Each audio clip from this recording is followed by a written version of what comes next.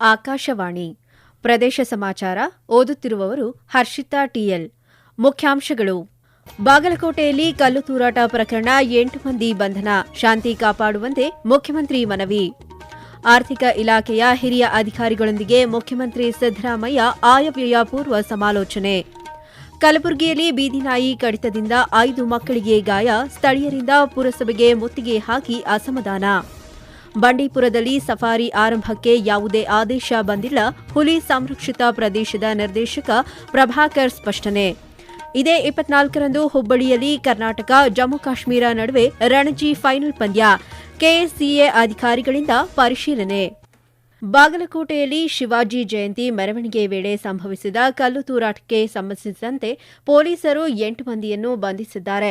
ಮುನ್ನೆಚ್ಚರಿಕಾ ಕ್ರಮವಾಗಿ ನಗರದಲ್ಲಿ ಬಿಗಿ ಭದ್ರತೆ ಏರ್ಪಡಿಸಲಾಗಿದೆ ಎಂದು ಬಾಗಲಕೋಟೆ ಪೊಲೀಸ್ ವರಿಷ್ಠಾಧಿಕಾರಿ ಸಿದ್ಧಾರ್ಥ ಗೋಯಲ್ ತಿಳಿಸಿದ್ದಾರೆ. ಈ ಕುರಿತಂತೆ ಸಾಮಾಜಿಕ ಜಾಲತಾಣದಲ್ಲಿ ಪ್ರತಿಕ್ರಿಯಿಸಿರುವ ಮುಖ್ಯಮಂತ್ರಿ ಸಿದ್ದರಾಮಯ್ಯ, ಈ ಘಟನೆಯು ಸಮಾಜದ ಶಾಂತಿ ಸೌಹಾರ್ದತೆಗೆ ಮಾರಕವಾಗಿದೆ. ಹಿರಿಯ ಪೊಲೀಸ್ ಅಧಿಕಾರಿಗಳ ಬಳಿ ಘಟನೆ ಕುರಿತಂತೆ ಚರ್ಚಿಸಿ ನಿಷ್ಪಕ್ಷಪಾತ ತನಿಖೆ ನಡೆಸುವಂತೆ ಸೂಚಿಸಲಾಗಿದೆ ಎಂದು ಹೇಳಿದ್ದಾರೆ. ಪ್ರಕರಣದ ಸಂಬಂಧ ಕೆಲ ಆರೋಪಿಗಳನ್ನು ಬಂಧಿಸಿ ವಿಚಾರಣೆಗೆ ಒಳಪಡಿಸಲಾಗುತ್ತಿದ್ದು, ಘಟನೆಗೆ ಕಾರಣರಾದ ಅವರ ವಿರುದ್ಧ ಸೂಕ್ತ ಕ್ರಮ ಕೈಗೊಳ್ಳಲಾಗುವುದು ಎಂದು ಎಚ್ಚರಿಕೆ ನೀಡಿದ್ದಾರೆ. ಸಾರ್ವಜನಿಕರು ಯಾವುದೇ ಪ್ರಚೋದನೆಗಳಿಗೆ ಕಿವಿಗೊಡದೆ ಸಂಯಮದಿಂದ ವರ್ತಿಸುವಂತೆ ಮನವಿ ಮಾಡಿದ್ದಾರೆ. ಬಾಗಲಕೋಟೆಯಲ್ಲಿ ಶಿವಾಜಿ ಜಯಂತಿ ಮೆರವಣಿಗೆಯ ಸಂದರ್ಭದಲ್ಲಿ ನಡೆದ ಕಲ್ಲು ತೂರಾಟದ ಬಗ್ಗೆ ಬಿಜೆಪಿ ಅಸಮಾಧಾನ ವ್ಯಕ್ತಪಡಿಸಿದೆ. ಸಾಮಾಜಿಕ ಜಾಲತಾಣದಲ್ಲಿ ಪೋಸ್ಟ್ ಮಾಡಿರುವ ಬಿಜೆಪಿ ರಾಜ್ಯಾಧ್ಯಕ್ಷ ಬಿವೈ ವಿಜಯೇಂದ್ರ, ಈ ಘಟನೆ ಅತ್ಯಂತ ಖಂಡನೀಯ ಎಂದು ತಿಳಿಸಿದ್ದಾರೆ. ರಾಜ್ಯದಲ್ಲಿ ಶಾಂತಿ ಸುವ್ಯವಸ್ಥೆ ಕಾಪಾಡುವಲ್ಲಿ ಸರ್ಕಾರ ಸಂಪೂರ್ಣ ವಿಫಲವಾಗಿದೆ ಎಂದು ದೂರಿದ್ದಾರೆ. ಪೊಲೀಸರ ಸಮ್ಮುಖದಲ್ಲಿ ಕಲ್ಲು ತೂರಾಟ ನಡೆದಿದ್ದು, ರಾಜ್ಯದ ನಾಗರಿಕರಿಗೆ ಸುರಕ್ಷತೆ ಎಲ್ಲಿದೆ ಎಂದು ಪ್ರಶ್ನಿಸಿದ್ದಾರೆ. ಮಾರ್ಚ್ 6ರಂದು ಮುಖ್ಯಮಂತ್ರಿ ಸಿದ್ದರಾಮಯ್ಯ 2026-27ನೇ ಸಾಲಿನ ಆಯವ್ಯಯ ಮಂಡಿಸಲಿದ್ದಾರೆ. ಈ ಹಿನ್ನೆಲೆಯಲ್ಲಿ ಮುಖ್ಯಮಂತ್ರಿ ಸಿದ್ದರಾಮಯ್ಯ ಅವರು ಇಂದು ಆರ್ಥಿಕ ಇಲಾಖೆಯ ಹಿರಿಯ ಅಧಿಕಾರಿಗಳೊಂದಿಗೆ ಆಯವ್ಯಯ ಪೂರ್ವ ಚರ್ಚೆ ನಡೆಸುತ್ತಿದ್ದಾರೆ. ಸಭೆಯಲ್ಲಿ ಸರ್ಕಾರದ ಮುಖ್ಯ ಕಾರ್ಯದರ್ಶಿ ಶಾಲಿನಿ ರಜನೀಶ್, ಮುಖ್ಯಮಂತ್ರಿ ಆರ್ಥಿಕ ಸಲಹೆಗಾರ ಬಸವರಾಜ ರಾಯರೆಡ್ಡಿ ಸೇರಿದಂತೆ ಹಲವು ಅಧಿಕಾರಿಗಳು ಉಪಸ್ಥಿತರಿರಲಿದ್ದಾರೆ.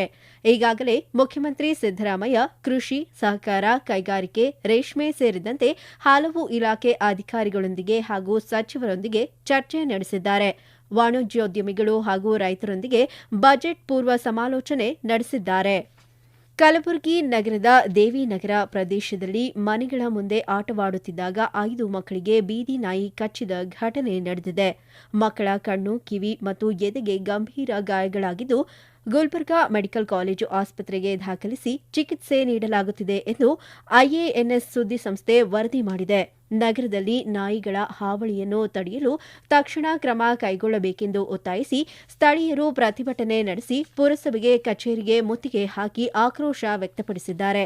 ಬೀದಿ ನಾಯಿಗಳ ಹಾವಳಿಯನ್ನು ನಿಯಂತ್ರಿಸಲು ವಿಫಲವಾಗಿರುವ ಪುರಸಭೆ ಅಧಿಕಾರಿಗಳ ವಿರುದ್ಧ ಅಸಮಾಧಾನ ವ್ಯಕ್ತಪಡಿಸಿದ್ದಾರೆ.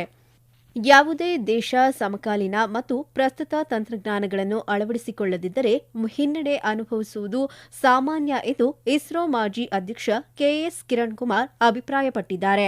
ಕೇಂದ್ರ ರೇಷ್ಮೆ ಮಂಡಳಿ ಆಯೋಜಿಸಿದ್ದ ಕೈಗಾರಿಕೆ ಸಂಬಂಧಿತ ವರ್ಗದೊಂದಿಗೆ ಸಂವಾದ ಕಾರ್ಯಕ್ರಮ ಸೇರಿ ಸೇತು ಕುರಿತು ಮಾತನಾಡಿದ ಅವರು, 1975ರಲ್ಲಿ ಅಮೆರಿಕದ ಉಪಗ್ರಹ ಬಳಸಿ ಟೆಲಿವಿಷನ್ ಪ್ರಸಾರ ಸೇವೆ ಆರಂಭಿಸುವಲ್ಲಿ ಸಹಕಾರಿಯಾದ ಇಸ್ರೋ 2025ರಲ್ಲಿ ಅಮೆರಿಕದೊಂದಿಗೆ ಸೇರಿ ಅತ್ಯಾಧುನಿಕ ನಿಸಾರ್ ಭೂ ಸಂವೇದಿ ಉಪಗ್ರಹವನ್ನು ಅಭಿವೃದ್ಧಿಪಡಿಸಿ ಕಕ್ಷೆಗೆ ತಲುಪಿಸುವಲ್ಲಿ ಯಶಸ್ವಿಯಾಯಿತು ಎಂದು ಹೇಳಿದರು. ಇದೇ ರೀತಿ ಕೇಂದ್ರೀಯ ರೇಷ್ಮೆ ಮಂಡಳಿ ಆಧುನಿಕ ತಂತ್ರಜ್ಞಾನಗಳನ್ನು ಅನ್ವೇಷಿಸುವ ಪ್ರಯತ್ನ ನಡೆಸಿದೆ. ನ್ಯಾನೋ ಸೂಕ್ಷ್ಮ ಅಂಶಗಳನ್ನು ರೇಷ್ಮೆ ಹುಳುವಿನಲ್ಲಿ ಸೇರಿಸಿ 6ರಿಂದ 7 ಪಟ್ಟು ಸುಧಾರಿತ ರೇಷ್ಮೆ ನೂಲನ್ನು ಪಡೆಯುವ ತಂತ್ರಜ್ಞಾನವನ್ನು ಅಭಿವೃದ್ಧಿಪಡಿಸುತ್ತಿದೆ ಎಂದು ತಿಳಿಸಿದರು. ಕೃತಕ ಬುದ್ಧಿಮತ್ತೆ, ಕ್ವಾಂಟಮ್ ಕಂಪ್ಯೂಟಿಂಗ್ ಬಳಸಿ ಆಧುನಿಕ ತಂತ್ರಜ್ಞಾನಗಳನ್ನು ಅಭಿವೃದ್ಧಿಪಡಿಸಲಿ ಎಂದು ಸಲಹೆ ನೀಡಿದರು. ಈ ಸಂದರ್ಭದಲ್ಲಿ ಮಾತನಾಡಿದ ಕೃಷಿ ನಿರ್ವಹಣೆಯ ನಿರ್ದೇಶಕರಾದ ಎಸ್ ಸೆಂಥಿಲ್ ವಿನಾಯಘಂ ಅವರು, ರೇಷ್ಮೆ ಸಂಸ್ಕರಣೆಯಲ್ಲಿ ಕೃತಕ ಬುದ್ಧಿಮತ್ತೆ ಮತ್ತು ಸೆನ್ಸಾರ್ ಬಳಕೆ ಆಗಬೇಕು. ಮಂಡಳಿಯು 70 ಪೇಟೆಂಟ್ಗಳನ್ನು ಪಡೆದಿದ್ದು, ರೈತರು ಮತ್ತು ಕೈಗಾರಿಕೆಗಳಿಗೆ ಇದರ ಪ್ರಯೋಜನ ಆಗಬೇಕೆಂದು ತಿಳಿಸಿದರು. ಪ್ರದೇಶ ಸಮಾಚಾರ ಕೇಳುತ್ತಿದ್ದೀರಿ.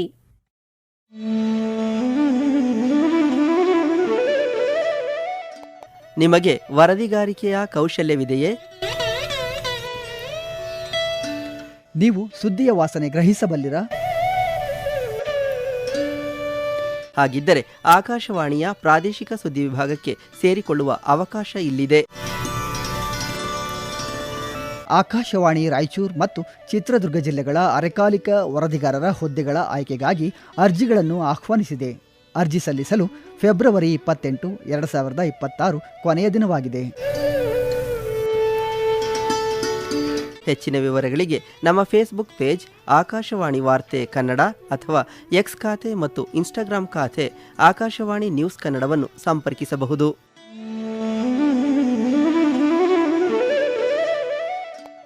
ಬಂಡೀಪುರದಲ್ಲಿ ವನ್ಯಜೀವಿ ಸಫಾರಿ ಪುನರಾರಂಭಕ್ಕೆ ಇಲಾಖೆಯಿಂದ ಯಾವುದೇ ಆದೇಶ ಬಂದಿಲ್ಲ ಎಂದು ಬಂಡೀಪುರ ಹುಲಿ ಸಂರಕ್ಷಿತ ಪ್ರದೇಶದ ನಿರ್ದೇಶಕ ಪ್ರಭಾಕರನ್ ಸ್ಪಷ್ಟಪಡಿಸಿದ್ದಾರೆ. ಗುಂಡ್ಲುಪೇಟೆ ತಾಲೂಕಿನ ಬಂಡೀಪುರದಲ್ಲಿ ಸುದ್ದಿಗಾರರೊಂದಿಗೆ ಮಾತನಾಡಿದ ಅವರು, ಆದೇಶ ಬಂದ ಬಳಿಕ ಮುಂದಿನ ಕ್ರಮ ಕೈಗೊಳ್ಳಲಾಗುವುದು ಎಂದು ತಿಳಿಸಿದ್ದಾರೆ. ಮಾನವ ವನ್ಯಜೀವಿ ಸಂಘರ್ಷ ಹಿನ್ನೆಲೆಯಲ್ಲಿ ರೈತರ ಮನವಿ ಮೇರೆಗೆ ಕಳೆದ ನವೆಂಬರ್ 7ರಿಂದ ಬಂಡೀಪುರದಲ್ಲಿ ವನ್ಯಜೀವಿ ಸಫಾರಿಗೆ ನಿರ್ಬಂಧ ಹೇರಲಾಗಿತ್ತು. ಸಫಾರಿ ಪುನರಾರಂಭ ಕುರಿತು ವಾಹನಗಳ ಬಳಕೆ ಸಮಯ ನಿಗದಿ ಬಗ್ಗೆ ಇನ್ನೂ ಆದೇಶ ನೀಡಿಲ್ಲದ ಕಾರಣ ಸಫಾರಿ ಪುನರಾರಂಭಗೊಳಿಸಿಲ್ಲ ಎಂದು ತಿಳಿಸಿದ್ದಾರೆ. ನವೆಂಬರ್ 2ನೇ ತಾರೀಕಿಂದ ನಾವು ಮಾನ್ಯ ಅರಣ್ಯ ಮಂತ್ರಿ ಅವರ ಆದೇಶ ಮೇಲೆ ಸಫಾರಿಯನ್ನು ನಿಲ್ಲಿಸಲಾಗಿದೆ. 15 ದಿನದಲ್ಲಿ 3 ಹ್ಯೂಮನ್ ಅಟ್ಯಾಕ್ ಆಗಿತ್ತು. ಆ ನಿಟ್ಟಿನಲ್ಲಿ ಸಫಾರಿ ನಿಲ್ಲಿಸಿ ಪ್ರಾಣಿಗಳು ಹೊರಗೆ ಬರುವ ಕಾರಣದಿಂದ ಸಫಾರಿಯನ್ನು ಬಂದ್ ಮಾಡಿ ಅಂತ ಒಂದು ಮನವಿ ಇತ್ತು. ಅದರ ಮೇಲೆ ಸಫಾರಿಯನ್ನು ಬಂದ್ ಮಾಡಲಾಗಿದೆ. ಈಗ ಸಫಾರಿ ರಿಓಪನ್ ನಮಗೆ ಇನ್ನೂ ಖಚಿತವಾಗಿ ಎಷ್ಟು ಗಾಡಿಗಳು ಎಷ್ಟು ಟೈಮಿಂಗ್ಸ್ ಅಂತ ನಮಗೆ ಇನ್ನೂ ಆದೇಶ ಬರಬೇಕಾಗಿದೆ. ಇದೇ 24ರಂದು ಹುಬ್ಬಳ್ಳಿಯ ರಾಜ್ನಗರ ಕೆಎಸ್ಸಿಎ ಮೈದಾನದಲ್ಲಿ ಕರ್ನಾಟಕ ಮತ್ತು ಜಮ್ಮು ಕಾಶ್ಮೀರ ತಂಡಗಳ ನಡುವೆ ಐತಿಹಾಸಿಕ ರಣಜಿ ಫೈನಲ್ ಪಂದ್ಯ ನಡೆಯಲಿದೆ. ಅಂತಾರಾಷ್ಟ್ರೀಯ ಗುಣಮಟ್ಟದ ಈ ಕ್ರೀಡಾಂಗಣದಲ್ಲಿ ರಣಜಿ ಫೈನಲ್ ಪಂದ್ಯ ನಡೆಯುತ್ತಿರುವುದು ಇದೇ ಮೊದಲು. 5 ದಿನಗಳ ಕಾಲ ರಣಜಿ ಪಂದ್ಯ ನಡೆಯಲಿದ್ದು ಎಲ್ಲಾ ಸಿದ್ಧತೆ ಕೈಗೊಳ್ಳಲಾಗಿದೆ ಎಂದು ಕರ್ನಾಟಕ ರಾಜ್ಯ ಕ್ರಿಕೆಟ್ ಸಂಸ್ಥೆಯ ವಕ್ತಾರ ವಿನಯ್ ಮೃತ್ಯುಂಜಯ್ ತಿಳಿಸಿದ್ದಾರೆ. ಕಳೆದ ವರ್ಷ ಐಪಿಎಲ್ ಪಂದ್ಯದ ಗೆಲುವಿನ ಸಂಭ್ರಮಾಚರಣೆ ಸಂದರ್ಭದಲ್ಲಿ ಉಂಟಾದ ಅವಘಡದ ಬಳಿಕ ಬೆಂಗಳೂರಿನ ಚಿನ್ನಸ್ವಾಮಿ ಕ್ರೀಡಾಂಗಣವು ದೇಶೀಯ ಅಂತಾರಾಷ್ಟ್ರೀಯ ಐಪಿಎಲ್ ಪಂದ್ಯಗಳನ್ನು ಆಯೋಜಿಸಲು ಸರ್ಕಾರಗಳಿಂದ ಷರತ್ತುಬದ್ಧ ಅನುಮೋದನೆ ಪಡೆದುಕೊಂಡಿದೆ.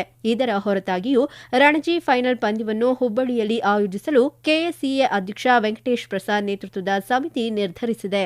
ಈಗಾಗಲೇ ಬೆಂಗಳೂರಿನಿಂದ ಆಗಮಿಸಿರುವ ಕೆಎಸ್ಸಿಎ ಅಧಿಕಾರಿಗಳು ಮೈದಾನ ಪರಿಶೀಲನೆ ನಡೆಸಿದ್ದಾರೆ. ದಾವಣಗೆರೆ ದಕ್ಷಿಣ ವಿಧಾನಸಭಾ ಕ್ಷೇತ್ರದ ಉಪಚುನಾವಣೆಗೆ ಸಂಬಂಧಿಸಿದಂತೆ ಕೇಂದ್ರ ಚುನಾವಣಾ ಆಯೋಗವು ಯಾವುದೇ ಕ್ಷಣದಲ್ಲಾದರೂ ದಿನಾಂಕ ಘೋಷಿಸಬಹುದು. ಈ ನಿಟ್ಟಿನಲ್ಲಿ ಜಿಲ್ಲಾಡಳಿತವು ಚುನಾವಣಾ ಪೂರ್ವ ಸಿದ್ಧತೆಗಳನ್ನು ಪೂರ್ಣಗೊಳಿಸಿದೆ ಎಂದು ಜಿಲ್ಲಾಧಿಕಾರಿ ಡಾ ಜಿಎಂ ಗಂಗಾಧರ ಸ್ವಾಮಿ ತಿಳಿಸಿದ್ದಾರೆ. ದಾವಣಗೆರೆಯಲ್ಲಿ ಸುದ್ದಿಗಾರರೊಂದಿಗೆ ಮಾತನಾಡಿದ ಅವರು, ಚುನಾವಣಾ ಆಯೋಗದಿಂದ ಅಧಿಸೂಚನೆ ಹೊರಬಿದ್ದ ತಕ್ಷಣವೇ ಮಾದರಿ ನೀತಿ ಸಂಹಿತೆ ಜಾರಿಗೆ ಬರಲಿದ್ದು ಆ ನಿಟ್ಟಿನಲ್ಲಿ ಸಿಬ್ಬಂದಿಗೆ ತರಬೇತಿ ನೀಡಲಾಗುತ್ತದೆ ಎಂದು ಹೇಳಿದ್ದಾರೆ. ಇಂದು ಸಂತಕವಿ ಸರ್ವಜ್ಞ ಜಯಂತಿಯನ್ನು ರಾಜ್ಯಾದ್ಯಂತ ಆಚರಿಸಲಾಗುತ್ತಿದೆ. ಸಾಮಾಜಿಕ ಜಾಲತಾಣದಲ್ಲಿ ಪೋಸ್ಟ್ ಮಾಡಿರುವ ಮುಖ್ಯಮಂತ್ರಿ ಸಿದ್ದರಾಮಯ್ಯ ತನ್ನ ವಚನಗಳ ಮೂಲಕ ಸರಳತೆ, ಸಜ್ಜನಿಕೆ, ಸಮಾನತೆ ಮುಂತಾದ ಜೀವನ ಕೌಶಲ್ಯಗಳನ್ನು ಸಾರಿ ಸಮಾಜಕ್ಕೆ ಸುಧಾರಣೆಯ ಹಾದಿ ತೋರಿದ ದಾರ್ಶನಿಕ ಕವಿ ಸರ್ವಜ್ಞ ಎಂದು ಸ್ಮರಿಸಿದ್ದಾರೆ. ಬೆಂಗಳೂರು ಗ್ರಾಮಾಂತರ ಜಿಲ್ಲೆಯ ವಿವಿಧೆಡೆಗಳಲ್ಲಿ ಸಂತಕವಿ ಸರ್ವಜ್ಞ ಜಯಂತಿ ಆಚರಿಸಲಾಯಿತು. ಶಾಸಕ ಧೀರಜ್ ಮುನಿರಾಜು ಸರ್ವಜ್ಞ ಭಾವಚಿತ್ರಕ್ಕೆ ನಮನ ಸಲ್ಲಿಸಿ ಸರ್ವಜ್ಞ ವಚನಗಳ ಸಾರವನ್ನು ಇಂದಿನ ಪೀಳಿಗೆಗೆ ಪರಿಚಯಿಸಬೇಕಾದ ಅಗತ್ಯವಿದೆ ಎಂದು ತಿಳಿಸಿದ್ದಾರೆ. ರೈತರಿಗೆ ಗನ್ ಪರವಾನಗಿ ನೀಡುವ ಹಾಗೂ ನವೀಕರಣ ಪ್ರಕ್ರಿಯೆಯಲ್ಲಿ ಉಂಟಾಗುತ್ತಿರುವ ವಿಳಂಬವನ್ನು ನಿವಾರಿಸಲು ಶೀಘ್ರದಲ್ಲೇ ಆನ್ಲೈನ್ ವ್ಯವಸ್ಥೆ ಜಾರಿಗೊಳಿಸಲಾಗುವುದು ಎಂದು ದಕ್ಷಿಣ ಕನ್ನಡ ಜಿಲ್ಲಾಧಿಕಾರಿ ದರ್ಶನ್ ಹೆಚ್ವಿ ತಿಳಿಸಿದ್ದಾರೆ. ಕೊನೆಯಲ್ಲಿ ಮತ್ತೊಮ್ಮೆ ಮುಖ್ಯಾಂಶಗಳು. ಬಾಗಲಕೋಟೆಯಲ್ಲಿ ಕಲ್ಲು ತೂರಾಟ ಪ್ರಕರಣ, 8 ಮಂದಿ ಬಂಧನ, ಶಾಂತಿ ಕಾಪಾಡುವಂತೆ ಮುಖ್ಯಮಂತ್ರಿ ಮನವಿ. ಆರ್ಥಿಕ ಇಲಾಖೆಯ ಹಿರಿಯ ಅಧಿಕಾರಿಗಳೊಂದಿಗೆ ಮುಖ್ಯಮಂತ್ರಿ ಸಿದ್ದರಾಮಯ್ಯ ಆಯವ್ಯಯ ಪೂರ್ವ ಸಮಾಲೋಚನೆ. ಕಲಬುರಗಿಯಲ್ಲಿ ಬೀದಿ ನಾಯಿ ಕಡಿತದಿಂದ 5 ಮಕ್ಕಳಿಗೆ ಗಾಯ, ಸ್ಥಳೀಯರಿಂದ ಪುರಸಭೆಗೆ ಮುತ್ತಿಗೆ ಹಾಕಿ ಅಸಮಾಧಾನ. ಬಂಡೀಪುರದಲ್ಲಿ ಸಫಾರಿ ಆರಂಭಕ್ಕೆ ಯಾವುದೇ ಆದೇಶ ಬಂದಿಲ್ಲ, ಹುಲಿ ಸಂರಕ್ಷಿತ ಪ್ರದೇಶದ ನಿರ್ದೇಶಕ ಪ್ರಭಾಕರನ್ ಸ್ಪಷ್ಟನೆ. ಇದೇ 24ರಂದು ಹುಬ್ಬಳ್ಳಿಯಲ್ಲಿ ಕರ್ನಾಟಕ ಜಮ್ಮು ಕಾಶ್ಮೀರ ನಡುವೆ ರಣಜಿ ಫೈನಲ್ ಪಂದ್ಯ, ಕೆಎಸ್ಸಿಎ ಅಧಿಕಾರಿಗಳಿಂದ ಪರಿಶೀಲನೆ. ಇಲ್ಲಿಗೆ ಪ್ರದೇಶ ಸಮಾಚಾರ ಮುಗಿಯಿತು. ನಮ್ಮ ಮುಂದಿನ ವಾರ್ತಾ ಪ್ರಸಾರ ಸಂಜೆ 6:40ಕ್ಕೆ.